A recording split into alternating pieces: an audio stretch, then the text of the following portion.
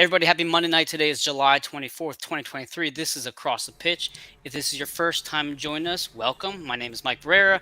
I'm joined by my fellow co-host, Jose Nunez, as well as Dave Dave Miller, Dave GFC Miller on Twitter, Jose R. Nunez 91 on Twitter. But if you watch us all the time and you say, we have some different faces on the screen today, that's because we're joined by Kyle and Jillian from the One Team We Agree On. So I'll shoot to you guys first. How are you doing tonight? And thank you so much for joining us. Well, thanks for having us. Doing well. How about you, Kyle? I'm doing great, and thank you again for having us on. This is gonna be a lot of fun. I'm excited. Yes, you guys had us on a couple weeks ago. Jose and I had an absolute blast. So we had to repay the favor, and I was like, we have to get them on ASAP. So thank you again for joining us. No problem. Before we dive into the show, Dave and Jose, I'll shoot to you guys as well. Jose, how you doing tonight? I'm doing well. Fun, exciting game this weekend. I think we're all eager to talk about, and obviously we got to chat about that All-Star game and the experience that our guest had while in DC. But again, just really, I don't know if touched is the word, but like really happy about the stuff that we're putting out. I think we have some good content this week and have been posting some good stuff and getting some good traction. So it's been all around, although early in the week, a good week so far. Yeah, Dave, how you doing out there in England today? You staying awake there, buddy? Yeah, I'm all good. I mean, again, looking forward to discuss what was, I think, chaotic's probably the right words to discuss Saturday's game. I think it was just chaotic from the first minute. Really, again, we're going to have a lot of stuff to talk about, and I think, again, it was good for the Union to kick off with a win, but a lot to improve on. Exactly. And so I know Kyle and Jillian, you guys just recorded your show, the last episode earlier this week, which I was able to listen to last night. It was excellent. So before we get into the games and your DC trip, I would love to know more about your show, how you guys got started, and just kind of share how people can find you. Then we'll go right into your latest episode. All right. Well, I'm a 5 for 5 Philadelphia fan. And Kyle's a 1 for 5. 1 for 5. The Union are my only Philly team. Yeah, so, behind us, we have a few of our banners. If you could see the 360 view of our basement, basically, we have banners all around. But there is a mixture of all the Philly ones, although I don't have anything Sixers down here yet. And then there's Kyle's random teams that he likes. And then, of course, all of our DOOP stuff. We have like a whole wall of DOOP on one side of here. But it's one team that we agree on, the Union. It really is. And that's how it really came to be. And it was kind of a collaboration. It started because I have another podcast that I do, and just getting to know people and talking to other creators in the community that we've grown and created friendships with. It was something that kind of came about one day. We were kind of joking. I guess it was even before the playoffs. We kind of just milled around about it, and we're both like, maybe. And then, some people were like, yo, you should really do it. You should really do it. And again, my other podcast is on YouTube. So I'm like, well, I could use this and kind of use some of my limited knowledge with that episode. And we kind of decide, hey, if we're going to do this, the Union really mean a lot to us. They kind of got us through, some good times, some bad times. And really, we have seen the fandom around our area, Lancaster, York, grow. And so one of the reasons we decided to really start that podcast was let's get more people involved and try to grow the fan base. And maybe, hey, let's review the tailgates, let's review some of this merchandise that we're always talking about. And like people we knew said that would be a good concept, doing more of the fan experience. And when Kyle had brought up about, we should do a podcast, I'm like, what do I know about soccer except for right. What I've picked up by going to the games. I played like a couple years when I was a little kid. That was about it. But yeah, it was something that we both thought, hey, this would be fun.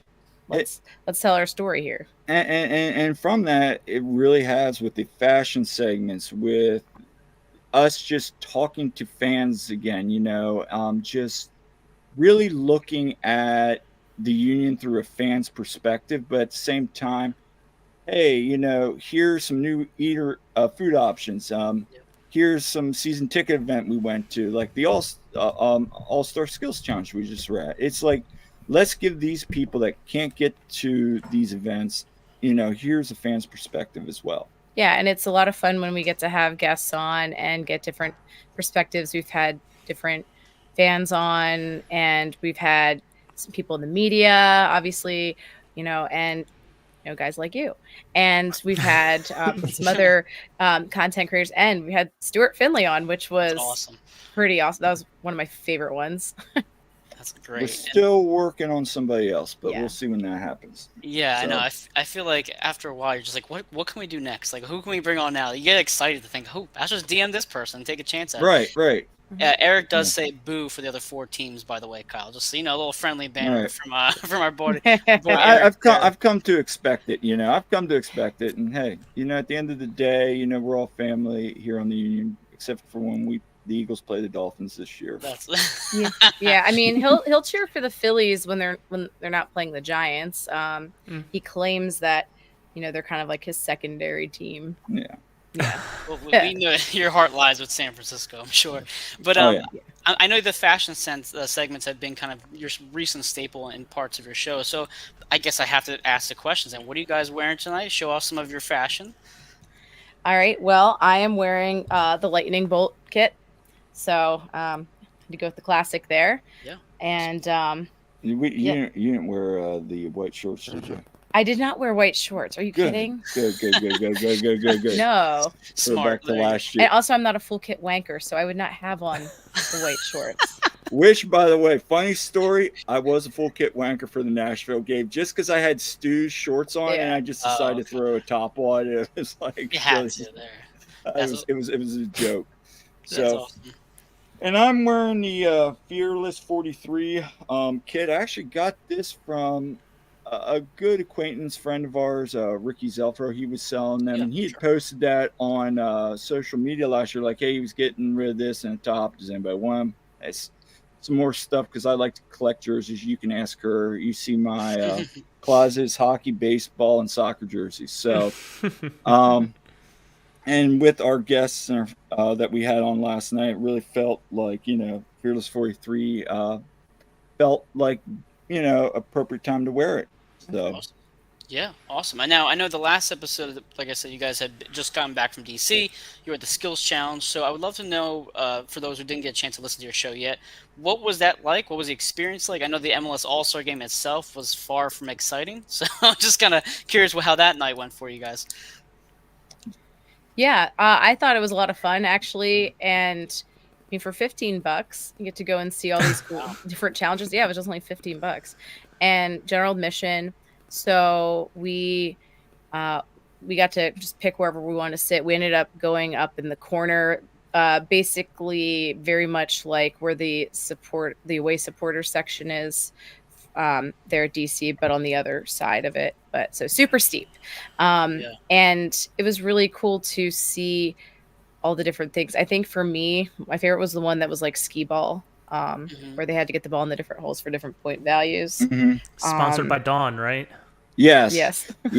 I love how so I don't know how it was on TV, but for us personally, like, it would be, here's an event sponsored by Dawn, and then they would have like and you could tell it was from like the early season press conference they did at Apple when they had all the star players going, because they had all these skits like where was soccer, what was the one so they like on the Jumbotron, I guess it would be when they maybe were on a commercial break for everybody else, but they put on the Jumbotron a question, and for instance it was like one of the questions was who won the first MLS Cup, and they asked the players, and a few of them, they showed a few of them who got it wrong, and then Andre Blake comes on it, and we're like, come on, Andre, get it right. And he did. He said he was guessing. And it was DC, by the way. And we're like, we just start chanting, Andre Blake, the two of us there. Because, there weren't any Union fans around us. But we did see a bunch of Union fans, actually. There were a bunch. It was about 75% Arsenal fans. Yeah, overwhelming majority of people there were Arsenal fans. Really? Yeah. Well, I mean, also this, I know the whole Premier League was at the link, and I think they're going to MetLife Stadium right now as well, or the whole East Coast Source. I know that's a big thing right now, but it didn't deter people from coming to the game on Saturday, which I thought was a pretty good crowd. Obviously the Union took care of Tijuana 3-1. It was as Dave, you said, an interesting match. So I'll shoot to you first, Dave. I know you're pretty upset by that second half start. So what were your thoughts on the 3-1 win against Tijuana? I think considering the amount of chances the Union had, I think probably deserved the win. But I think perhaps the game you had to take the red card into account was perhaps a bit closer than it should have been, especially with how early the first red card was. Again, personally for me, I didn't think it was a penalty. It was a red card. I thought the initial contact happened just outside the penalty area. So I thought the Union got away with that one a bit. Great penalty from Gazdag, by the way. Oh, so. But yeah, then of course, the Carranza, great finish for a second goal. But just again, I think my other sort of thing I took from the first half was that I don't think Quinn Sullivan or Jesus Bueno are going to score this season. I think the amount they're just destined to never score. Like the amount of scrambles there were when they both had shots, hit the bar, hit the post, like players clearing off the line. I was just thinking we have to get this Quinn Sullivan prediction right at some point, Mike. We have to get him right at some point. I have been just praying for Quinn. He got an assist, so I'm halfway there. I should have bet you another 6-pack. Dude, if you keep betting me 6-packs for Quinn Sullivan not to score, I'm going to be just broke from all the beer I'm buying you. No, Jesus Bueno I thought played extraordinary against Tijuana. I know Jim Curtin had highlighted his performance, and Jose, you actually asked him about Jesus Bueno. So what were your thoughts on Bueno? I know he was actually pretty involved with the second red card that brought down Ua.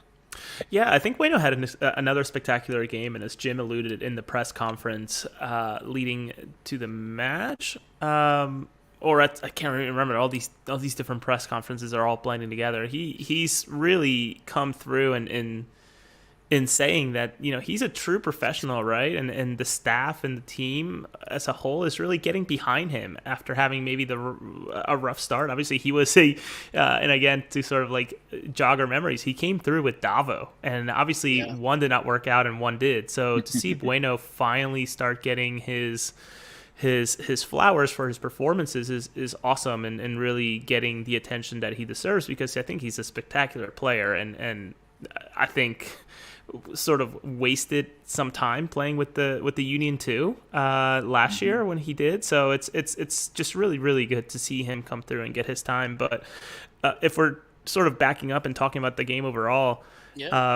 really really interesting that it ended the way it did, and I think the biggest compliment to give that game is that it was such a Union game, right? Where nonsense happened, but the Union were the Union, and they kept their profile and then somehow snuck away with a win. And I think we continue to be, and this is totally anecdotal, probably one of the worst teams with a man up.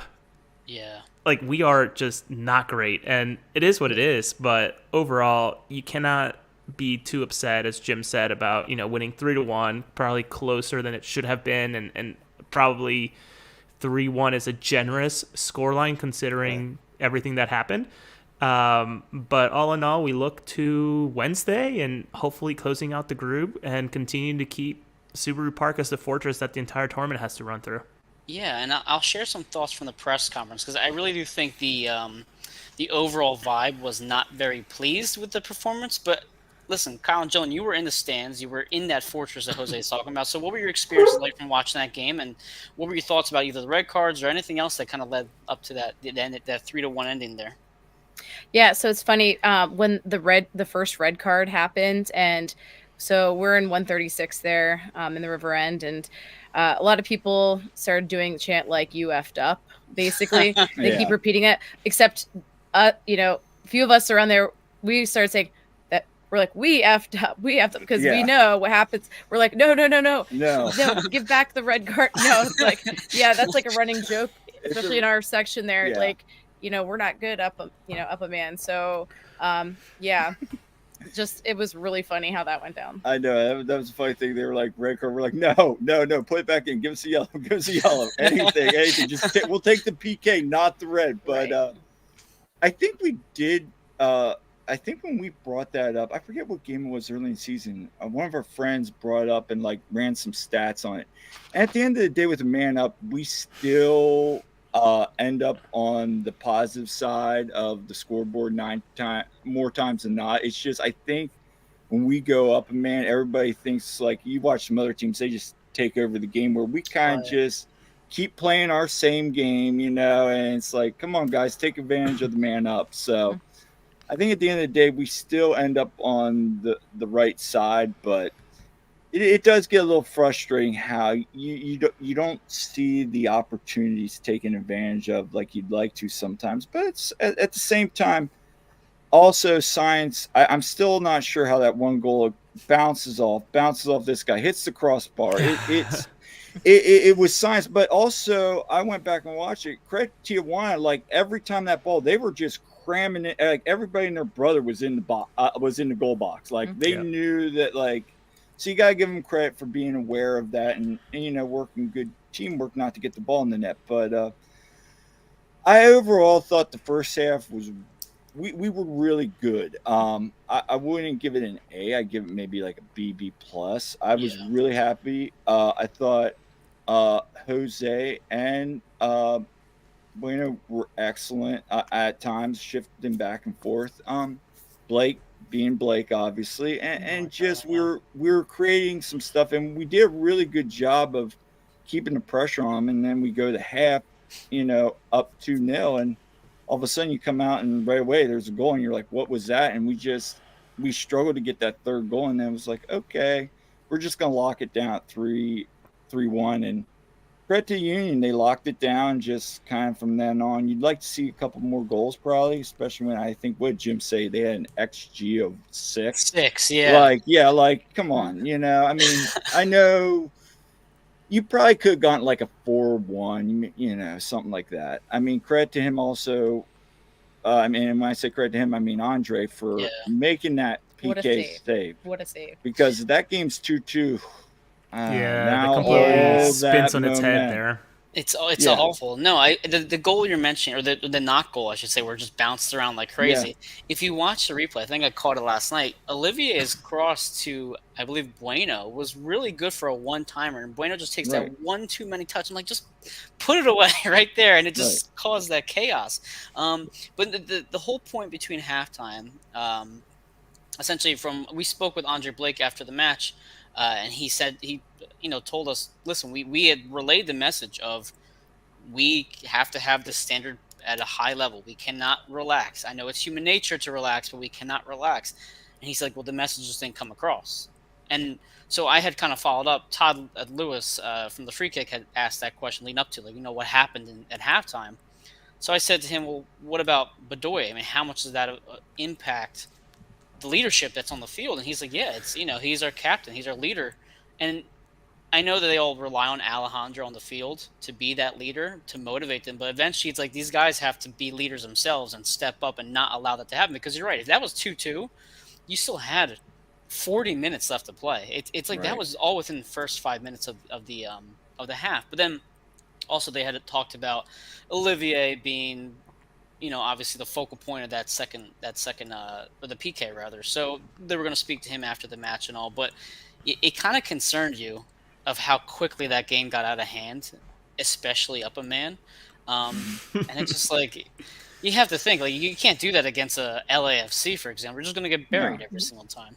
Jose, any thoughts on that? I see you grinning over there. No, it's absolutely true. And I think we spoke about this last week when we were preparing for this tournament. And I truly do believe that Miguel Herrera was on something, or onto something. Might have been on something, too, with how energized he was in the sidelines. But he's onto something when you talk about just, and we alluded to it, just how unbelievable it is that all of the games are in the United States. And I don't know if it has to do with infrastructure. I don't know if it has to do with resources or what, but we would fold like a chair if we were out in Mexico in a game like that, right? If we were even in those situations, I think it would be very tough to see the Union come through with a score like that. I think Dave and I joked about it where we just probably would have just shit the bed or sort of found a funny way to get away with some sort of result. So I'm really intrigued onto what happens from here on out, thinking about future years of the competition, because it's obvious that this is going to remain, right? They have signed multi-year agreements with Adidas, and also whatever that debit card commercial that comes through that I never pay attention to because I just mute it. Right. So it's obvious that it's here to stay. I'm just intrigued to see in future iterations where does it go from here, right? Does this eventually evolve to a, continental, as in actually shifting bodies around, maybe pods that share, the same stadium for the three, kind of like what we're doing now, but extended to Mexico and maybe even Canada? I don't know. I'm really intrigued. It's obvious that it's here to stay, and it's been super fun. And whether you guys knew this or not, I was digging around a little bit, and I forget the account, so I got to give credit, but it almost seems like this is also a competition that's being used to train brand new referees, because all of the referees, if not most of the referees that are officiating games this tournament, are usually fourth officials that don't have a lot of experience on the field. Really? So I did not know that. That might go to show a little bit about, the calls that we're seeing on the field. I'm not questioning the ones that we're seeing and that we saw in our game, but I am. You also see some odd decisions. So something to think about, and whether that's a good or bad strategy, considering the pot of money on the line, that's a different conversation. But nonetheless, just another interesting piece about this whole new competition, and it's been so fun. Speaking of fun, so Eric, first of all, thank you for commenting. He mentions the whole Blake never stopping PKs, obviously jokingly, but Todd Lewis, again, I'm going to bring him up from the free kick. He brought up a stat that night. He said on his career, Andre Blake is 12 or 40 for PK save. That's 30%. But since 2020, when Blake's had the same goalkeeper coach now for about 3 years, he's 44% of 8 of 18 PKs. And you think about how easy it is for a PK to typically go in. I think the percentage is upwards of 85%. For Blake to be 44% over the past 3 years is just remarkable when you think about it.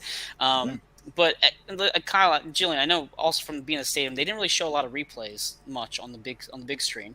What did you guys think about the second red card on Michael Ua? Because I thought it was a little soft when they gave that out. Yeah, I thought probably could have been a yellow. I thought it was a little soft, but yeah. Yeah. I mean that's typical Ua, doing his Euro thing where he's gonna just take that flop anytime he gets around there, and easy. Dave's here. But no. But it is true. It is true. Like, he's so good at times. He just does little things around the box. Sometimes I'm like, maybe you don't need to take a fall there, but there's a couple times, he's just trying to get a dog. So, and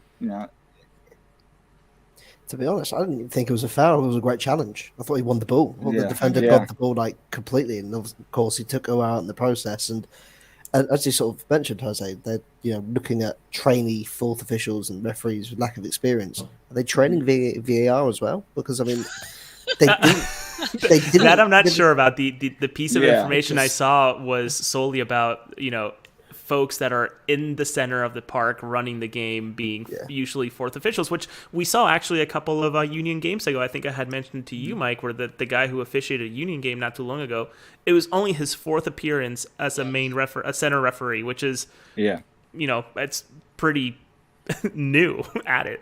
No, I agree. And Jim joins us today. Jim, thanks for commenting. He says MVP for Blake, of course. So when I came home late at night and I rewatched the game on Apple, and I thought you were right, Dave. I thought he won the ball first. So I was kind of surprised that it turned out to be that way. But listen, I mean, I'm not complaining. We ended up winning the game.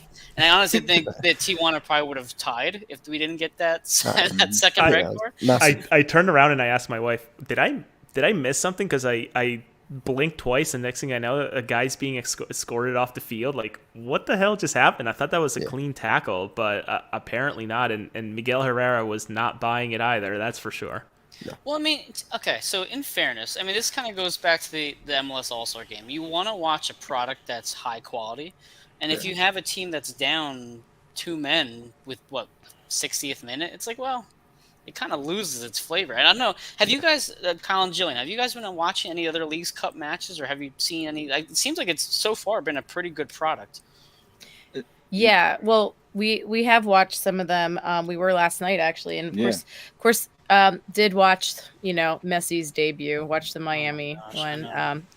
Like, it was scripted, I swear. Maybe but but last night, I know for real, probably was. Yeah. We were watching the Cincinnati and Kansas City game, which again had red cards, headbutts. And we were actually recording our pod last night, and so missed the first bit of it and see like, in a group chat, oh, this game has it all so far. It's like, if you're not watching this game, the Cincy game, you're missing out. So it's like, oh, and then of course at that point they were in a rain delay. So went ahead and watched it from the beginning and got caught up in all the stuff. I mean, yeah, when you got like own goals and red cards and all this different, lots of yellow cards going on, I was like, wow. And of course the game ended too, like, with the PKs, and it's like, well, par for the course. So that was a crazy one. But yeah, it's I have watched a few of them. Yeah. I was watching. Who else have I seen? I've just been some nights when they've been on. I've just been kind of flipping through a couple of them. So. Yeah, I know. I think Reynoso scored a couple bangers so far from Minnesota. Like he's on the tear right now. That free kick was something. That was nice. Blake, I firmly believe that Blake would have saved that, and I know that's kind of like the running joke on a lot of shots that go on net. But I don't know that. I was intrigued by the Atlas game. If we're talking about games that we watched, the Atlas New York City, and maybe that's why I felt so involved today with everything that was going on with Atlas and my translations of their unbelievable, like, unhinged tweet and then their apology that they're taking an investigation internally and they're probably not going to say anything else about it. Just super interesting. But the Kansas City and Cincinnati game was great, and I meant to watch the St. Louis Columbus game last night, but I guess they also had some awful rain that had a really late start, and at that point I was 2 glasses of bourbon down. I was going to bed. Eric kind of mentions here how he's not complaining about the bad refs because it's finally benefiting us, which I guess is true. I mean, listen, we've dealt with a lot of crappy refs over the years, so it's nice to kind of finally have it in our favor. Although, Jose, to your point, Miguel Herrera was extremely upset in the press conference. His first answer to his question was just like a 5-minute rant, and everybody, basically besides me and Jose on Zoom, nobody spoke Spanish, so everybody's just kind of sitting there, just like. Okay. Like, well, there was one point where, like, someone, I guess, in the room asked the question in Spanish, and after he or she went, he looked around. He's like, "Anybody else?" Like, probably looked at all of you, like, any of you, and then I guess it shifted over to the rest of us, which I didn't get a chance to ask the question. Obviously, he's actually probably one of the highest profile coaches in Mexico, despite being for one of the, I think, worst teams the past couple of years in terms of Tijuana, but. Yeah, he was Miguel Herrera. There's no ifs and buts about it. He was as energetic and as crazy as you see. He certainly was living the Goku meme that he became, right, when he was on the sideline for Mexico and how he got all fired up and turned into Super Saiyan.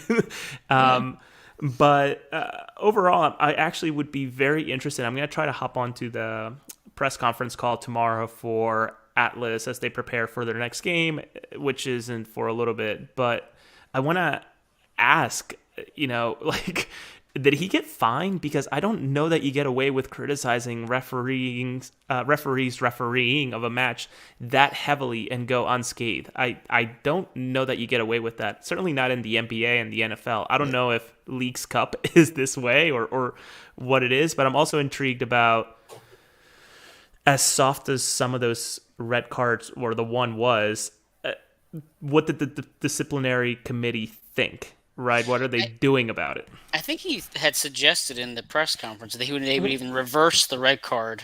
He hoped that they do it. He hoped, and he's like, I don't even know who's in the committee, but I hope that they'll take a good look at it because I don't think it should stick. I was like, of course you don't want it to stick. I get it. No, I mean it's very detrimental to them moving forward. But Dave, you have a thought on anything before? Well, I just think, again, of course, appreciating Andre Blake. I think, and just how poor just the preparation for the second half was. Like, I think Tijuana sort of very much ended the second half quite strong. They had a couple of chances, tested Blake a couple of times. You think in your head, surely we need to be focused and make sure they're going to push on. They're going to come up motivated in the second half with nothing to lose. They're going to be going for it, and lo and behold, they literally scored within about the first 20 seconds. You think, okay, the first goal goes in. And I think Jose mentioned before, and if the Union were playing in Mexico, coming out of half time and then scoring with 10 men a goal literally within 20 seconds, that stadium would have been rocking. The atmosphere would have been toxic from a Union sense. I mean, they probably would have crumbled. I think it would have been such a difficult environment to play in.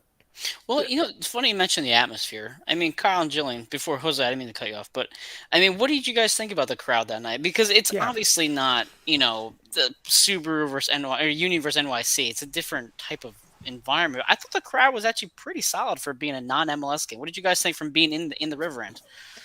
Yeah, I honestly thought it was pretty decent. We had pretty good chants going on. We did. And because I feel like maybe there were more people that were invested there, because on a regular MLS game, sometimes there's a lot of people in the River End that just are there because they're the cheap seats. I feel like maybe we had more of the invested people, kind of like when we have away games and everyone's actually chanting because they're really invested on being there. But I thought overall the atmosphere was pretty good. It did empty out a little bit earlier towards the end, I feel like. Yeah, people were trying to get him. I mean, I thought going into that game, I was joking with a couple people that, well, EPL is at the link, you know, who's going to show up, you know, because we heard about the numbers in the press box. I'm like, is anybody going to be here? And then, well, as the game started nearing kickoff, it really started filling up. And I was like, oh, okay. And then, of course, we did all our chants. I thought there was good energy, like you said.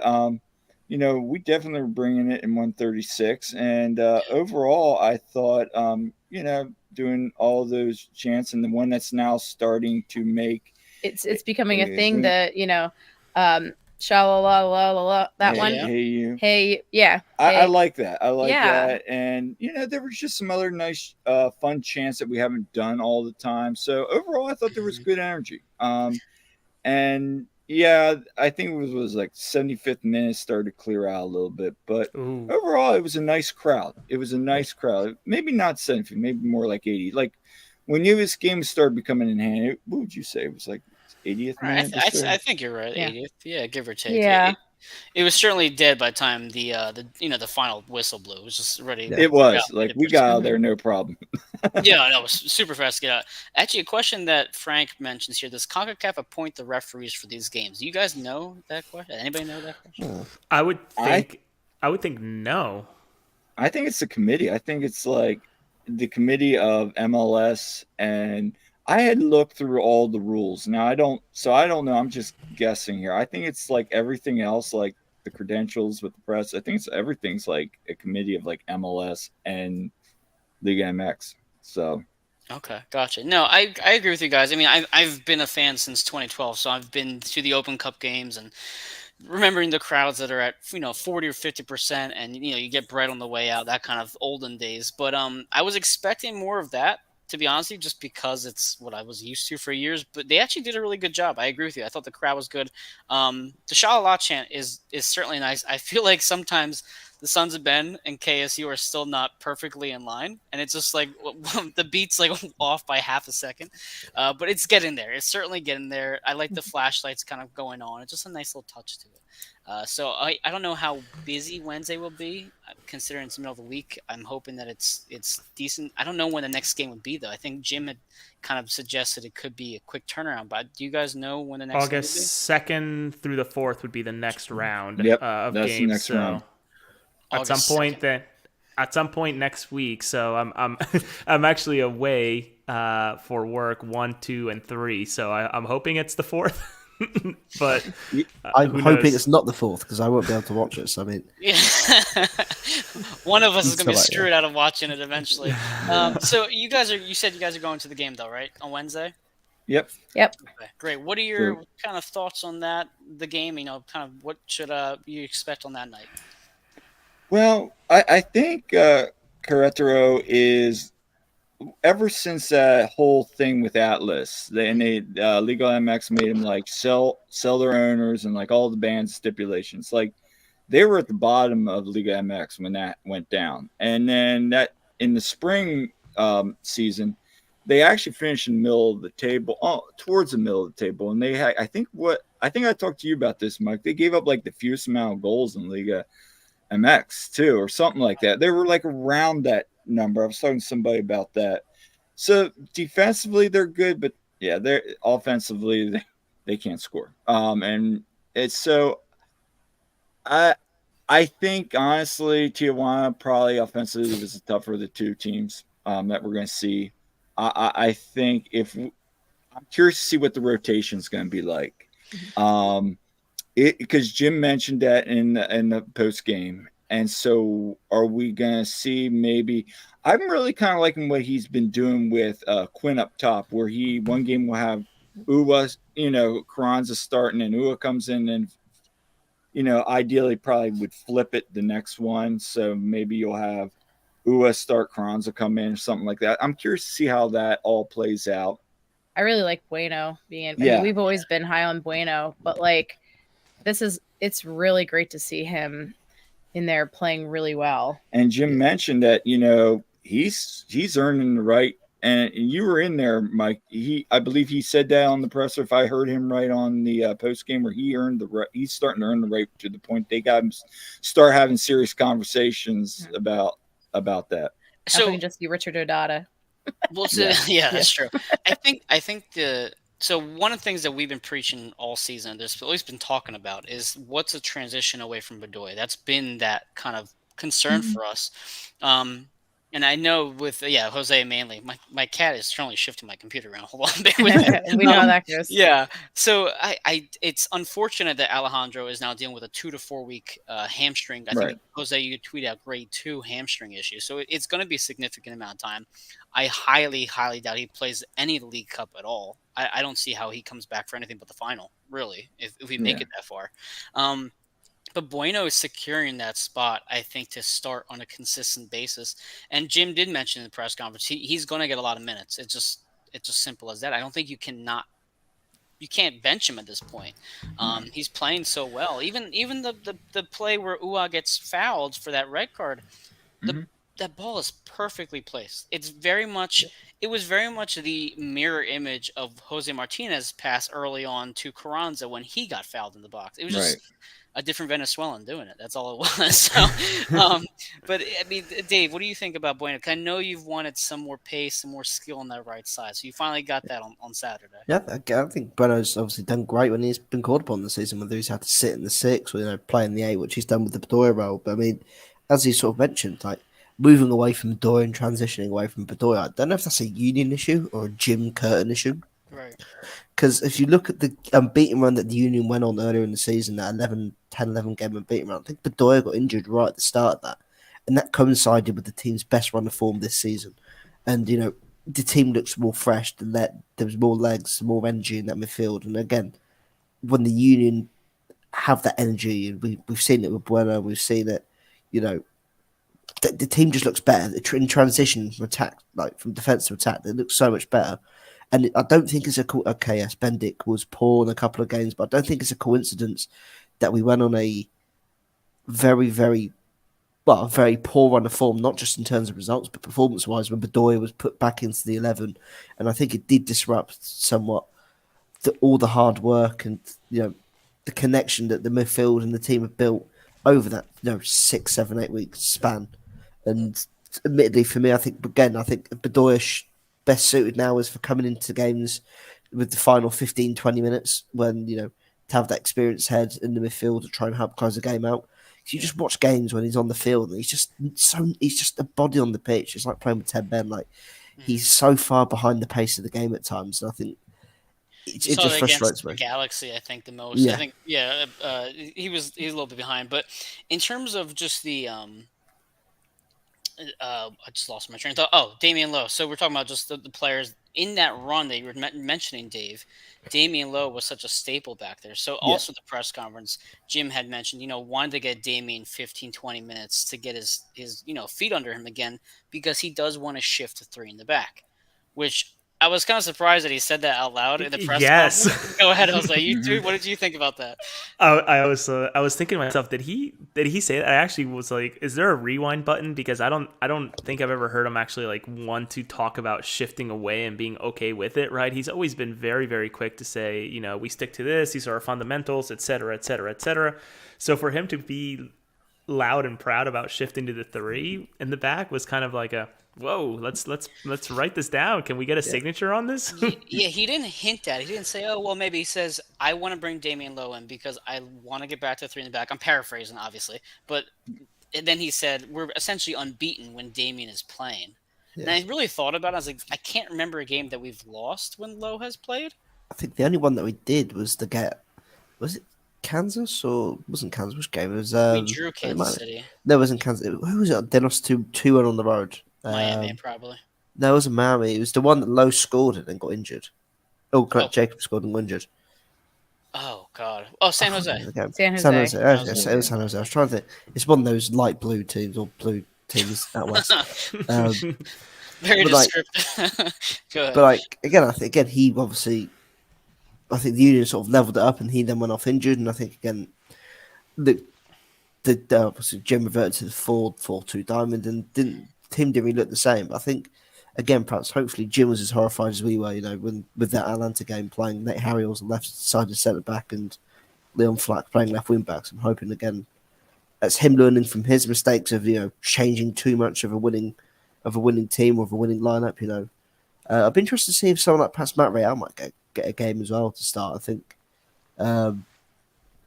again, if Jim wants to rotate minutes and get players experience in sort of high end competitions, it somewhat looks like at the moment Matt Real's going to be the heir to the throne of the left back position for Kai Wagner, because I think we all probably are in agreement that he's going to probably run out his contract and go back to Europe at the end of the season. So I think again it'd be nice to perhaps get Matt Real minutes in a competition where it's not going to be too detrimental if again they'll just bets the League's Cup. I know we want to win it, but if the Union get to the semi-finals and then get knocked out there, you think okay, still got the playoffs, check your basket, all those eggs in there. But yeah, I want to see some more players getting more minutes, even if, maybe give Richard O'Donnell like 5 minutes at the end of the game or something. Well, I was concerned with the subs. I know why they took off Glesnes and Martinez. They just played on Wednesday at the All-Star match. But I thought when Real came on, I was like, okay, great. Kai Wagner's going to rest his hamstring. And then he's just out there still playing. So I was like, well, I guess he's not going to. Well, Kyle and Jillian, I mean, what are your thoughts on what's a lineup that you would like to see on Wednesday? Because I really do like Odada. I wouldn't mind giving him a chance. Sure, why not?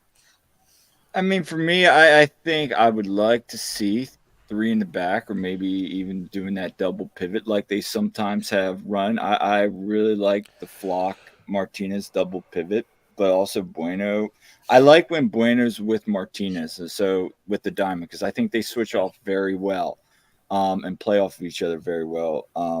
But I kind of in agreement. I do like the 3 in the back because they can then rotate back into the diamond. I mean, I've been in 2 pressers now where Jim's like basically giving us a breakdown of how they would switch from 3 in the back to the diamond. Essentially, some people are playing the same exact position.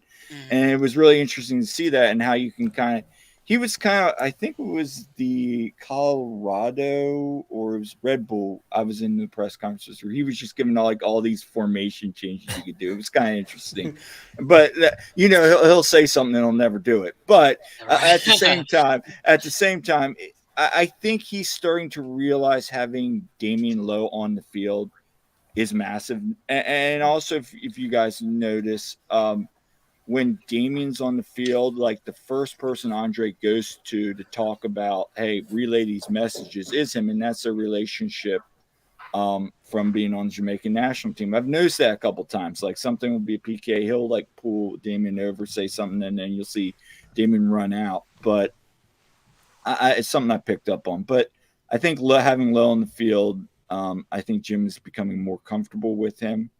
And that's my thoughts. What about you?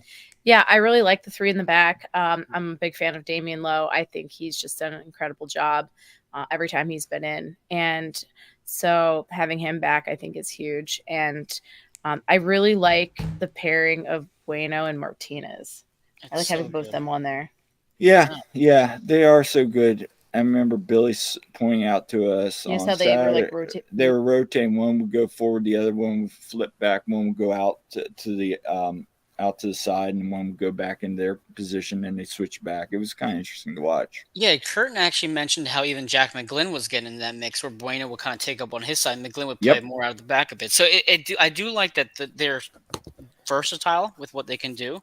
But I don't know if you guys have picked up on this at all with Damian Lowe, but I feel like he's very much a quiet vocal leader. Like he definitely will speak up. I mean, I don't know. Did you guys stay around for the little scuffle that happened after? Oh yeah. Yeah. Okay. Yeah. Wasn't that him? Yeah. So I would love to hear from you guys.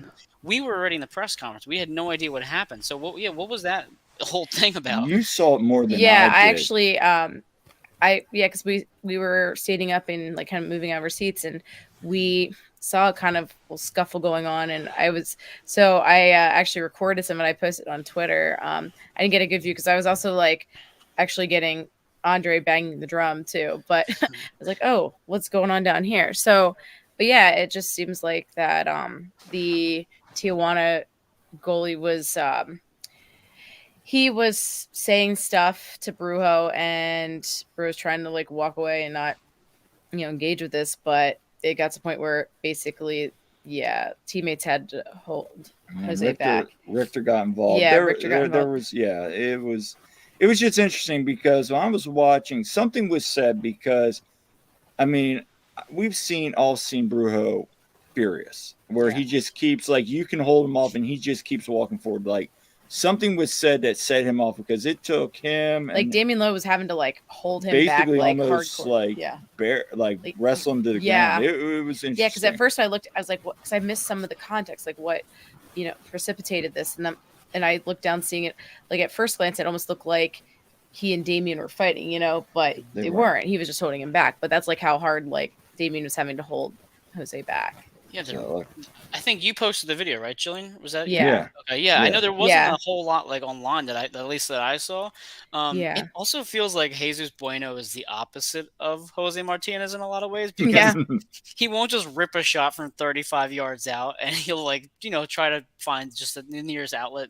But he's also like a more tamer version of Jose. Like I've seen him separate people before. Well, okay, that's not true. He tackled somebody. I think it was at the Colorado match. When did we were at that game. Yep. He put his hands on somebody's neck. Yeah, that's right. Okay, so maybe not entirely the opposite. But he is Jose a little Martinez. bit more chill. Yeah. No, but I think that I do like the fact that Damian is vocal, and I know we saw early this season him get on Leon Flock. I think was against Corey Burke, right, Jose, when he got beat by Burke, and he gets on Leon. You're like, holy crap! You don't see that. You don't really see that from Jack and Jacob. They're much quieter overall. They're more kind of, especially Jack Elliott. You feel like he's more like kind of. But Damien's just like, I'm gonna say what I want to say, and you're gonna have to just deal with it. So I'm excited. I just hope that he's healthy and he can play because he's had what now 2 injuries this year, Jose. How many times has Damien been down? Yeah, he's been down, though. Yeah. I think maybe this is the benefit of being bilingual. I don't know if you guys caught this through like different sources, but during the Spanish broadcast of the match, the illness that Mr. Damian Lowe had to do with the fact that Jamaica ended their run in the Gold Cup in Vegas. So he came back not feeling great after being in Vegas for a little too long. So interestingly enough, that's what sorry.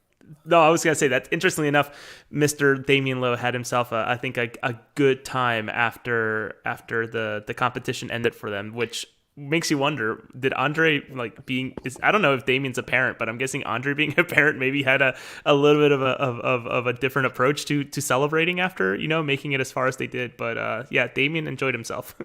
Damian has a kid.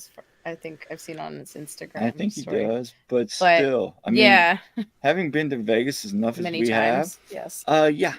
I mean, let's just put it this way. Yeah, you can get yourself into trouble in Vegas. And now, listen, I'm saying this is just relaying from the Spanish broadcast, whether it's... but no, I hadn't heard that. Absolutely true. I'm not sure, but my understanding is that the commentators got that. You know how they do like conversations with the different trainers the different coaches leading into the broadcast. And I guess Jim sort of disclosed that, Jamaica's run ending in Vegas was not great for Damian's health per se.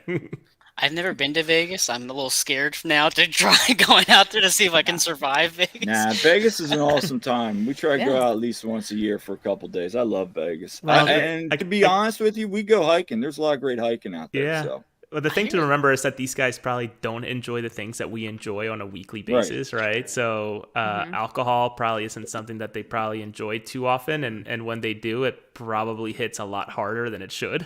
It's just a night of debauchery as soon as the alcohol starts running. Yeah, and think about the run that Jamaica just went on, right? Why wouldn't you celebrate just how well they did? Yeah. So kudos to Damian, and just I think just going to reiterate everything you guys said. We are such a different team with both Bueno in, maybe Low in as well. But I think we also need to always preface when we talk about Bedoya just how thankful we are for his time with the Union so far and what he's done for the city, et cetera, et cetera. It's almost like my disclaimer every time we talk about him because we do talk kind of poorly about him.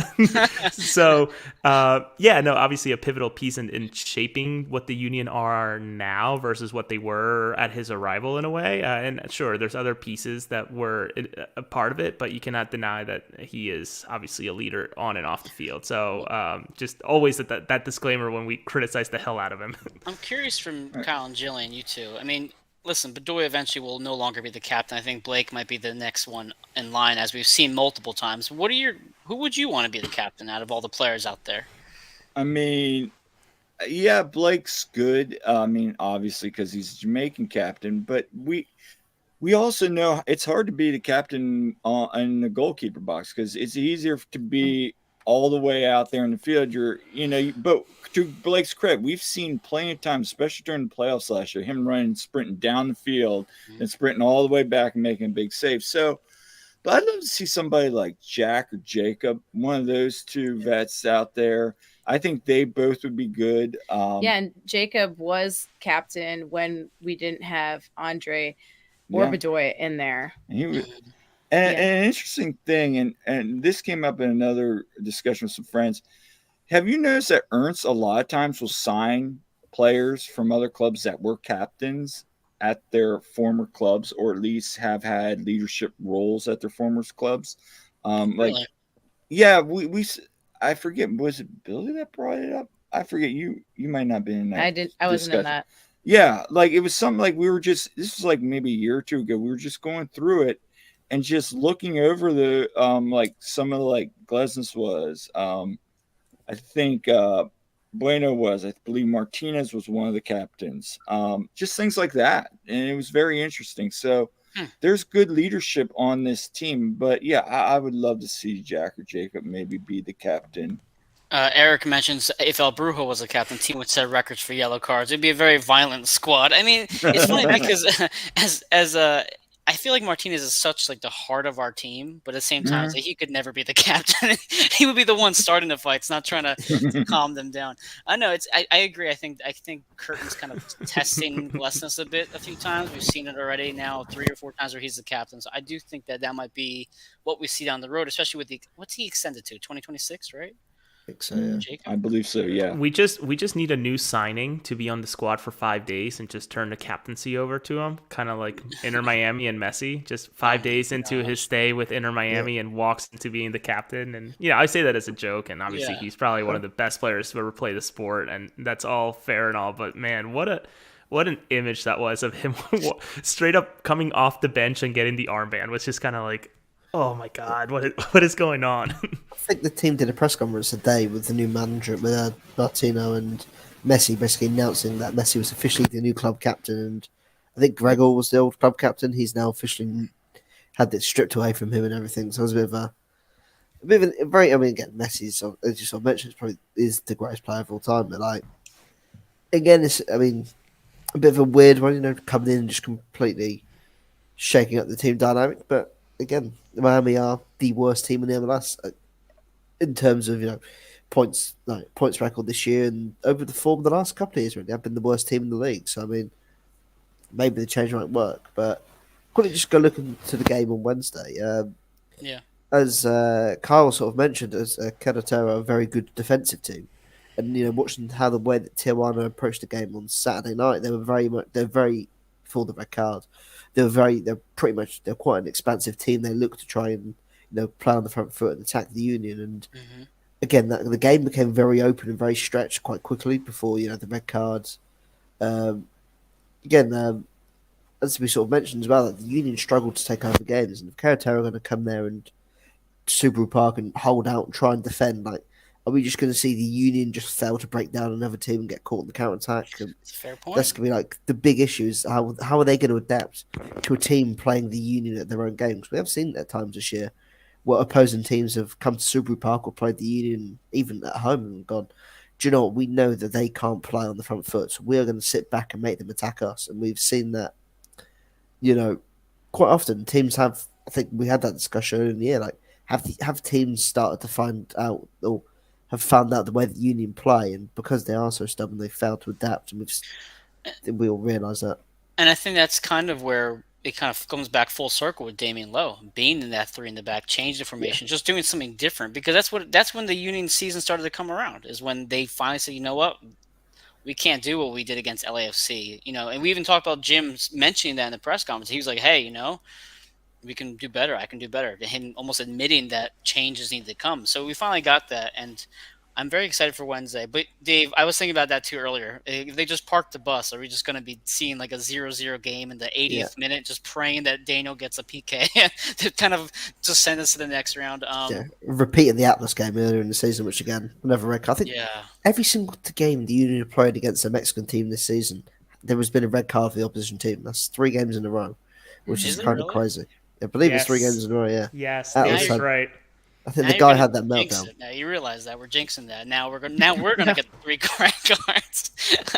Yeah, go ahead, Dave. That's right. Good jump on it as well. I think again, this weekend, I think Wednesday, is going to be could be a good way for the Union to make a statement. I think Tijuana probably are a better team than Querétaro overall. So I think it's a big opportunity for the Union to try and make a statement. Actually.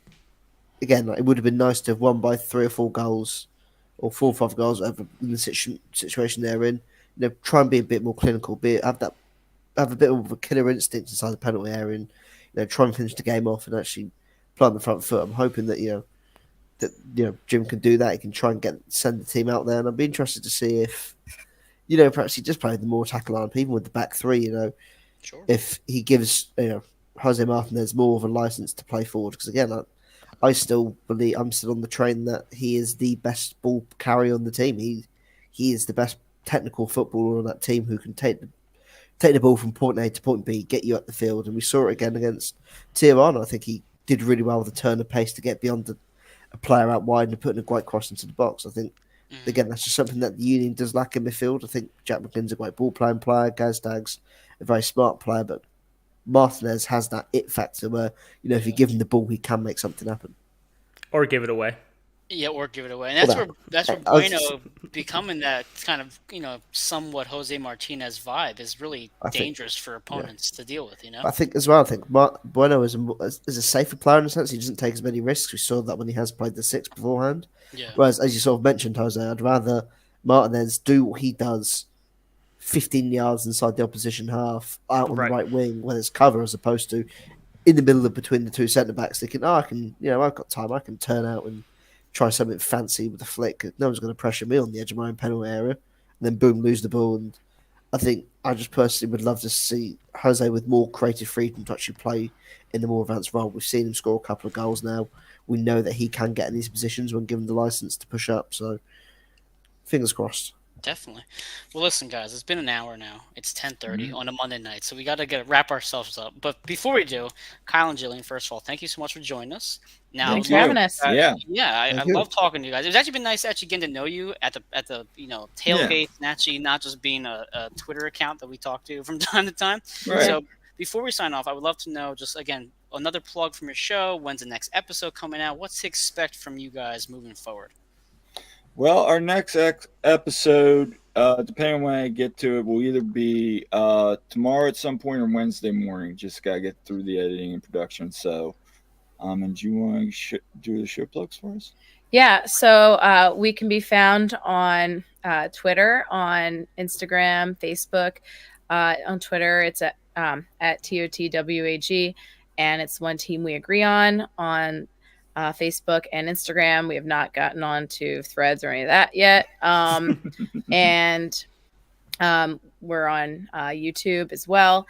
And you can find our pod on all your major podcasting platforms, Apple, Spotify, and so on. And we figured out on Spotify how to get the video loaded. So if you are watching on Spotify, the videos will be coming out just like YouTube. Yep. And then you can interact with us on our individual Twitter handles as well. We're on there pretty often. Okay. Yep. At Coach Almy for Kyle, and at silly _Jilly for me. Love it. Yeah. Awesome. Yep. Okay. Yeah, and no, we should have another one come out soon. Yeah, you guys are what, at 40 episodes now? Last night was 40. You guys are just pumping them out. My goodness, you're catching up to us. We're only at episode like 80 because we only do once a week, and then we took a little break for a bit. So y'all are gonna be catching us real soon.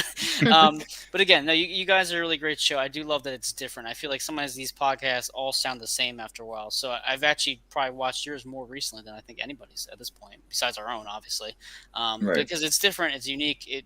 For someone myself who's not a big X's and O's guy as well, and I love fashion, I love kits and all that stuff. For me, it's like I can't wait to see what's at the shop this week. It's great. Yeah. So yeah. No, Did you see one of the new things we got? Yeah, the pink hat. I got the pink hat. I know. Yeah. I saw your pink sneakers. I was like, okay, she knows how to rock some pink. Well, Highly recommend.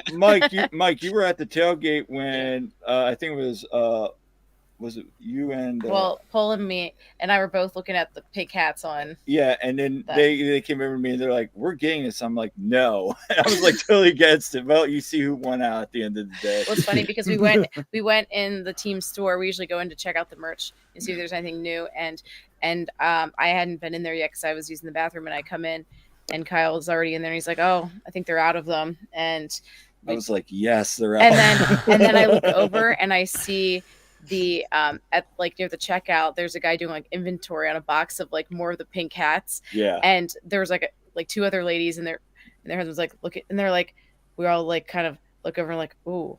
And we kind of start like moving over that way, and the guy's like, he smiles and he's like, all right, who wants one? And I was like, me. And, I know what's fitting for the Barbie movie, right? The Barbie Union hat. So it's perfect. Yeah. So I mean, and I like pink. So yeah. So you guys have don't have kids. You guys have pets though, right? Right. Yeah, so you guys are the definition of dinks, double income, no kids. Yep. Exactly. Yeah. No, I gotta check out the pink hat. I'm sure my kid would want one. Your daughter would love that, Mike. I might get one for myself. I can rock pink. Let's call it what it is. No, so I'll definitely check out your next episode. I'm very excited. But again, Jillian and Kyle, thank you so much. The one team we agree on. It's a great show. If you guys haven't checked it out yet, Dave, I know the Jills are starting out pretty soon, so I know you're gonna get busy with them. But you'll be watching the game tomorrow night as well. I will be at work, but I will be watching the game Thursday morning. Good. We'll wake you up at some point and then talk about it. And Jose, again, I know you'll be there Wednesday as well as Friday, possibly, right, for Wrexham?